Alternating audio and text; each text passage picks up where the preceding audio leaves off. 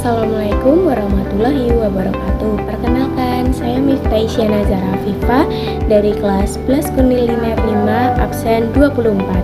Di sini saya akan menjelaskan secara singkat tentang sahabat Nabi Muhammad SAW, yaitu adalah Abu Dzar Al-Ghifari, tentang kezuhudannya.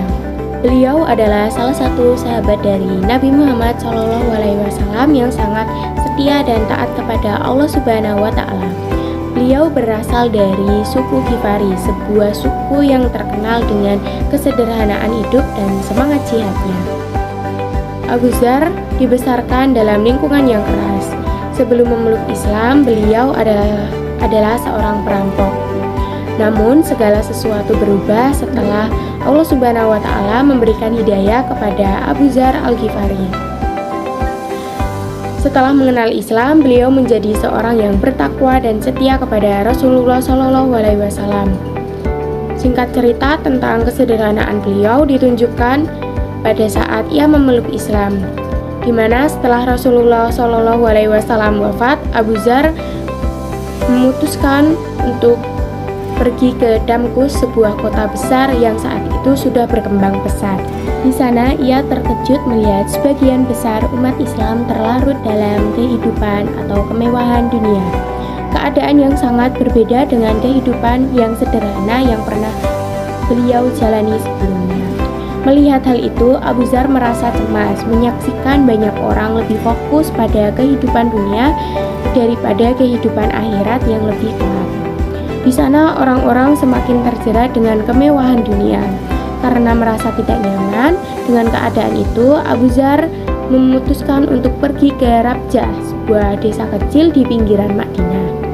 Di sana beliau hidup dengan sangat sederhana, jauh dari hiruk-pikuk kehidupan perkotaan dan tetap berpegang teguh pada prinsip zuhud yang diajarkan oleh Rasulullah SAW. Suatu hari ada seorang tamu yang berkunjung di kediaman beliau. Di rumah yang sangat sederhana dan tanpa perabotan sedikit pun. Lalu tamu tersebut bertanya kepada beliau, "Wahai Dzar, di mana perabotan rumahmu?" Beliau pun menjawab dengan tersenyum. Ia berkata bahwa seluruh perabotan sudah dikirimkan di kampung sana, di akhirat. Tamu itu pun berkata kembali, "Tapi engkau juga harus memiliki perabotan selama tinggal di kampung ini," ucap sang tamu. Lalu Dzar menjawab dengan sangat tenang bahwa pemilik rumah ini tidak mengizinkan kita menetap lama di sini atau yang dimaksud di dunia. Hingga suatu saat ada seorang gubernur dari Syam yang mengirimkan 300 dinar kepada beliau dengan harapan beliau memanfaatkannya untuk kebutuhan hidup selama tinggal di kampung tersebut. Namun beliau malah mengembalikan uang tersebut sambil bertanya kepada gubernur tersebut.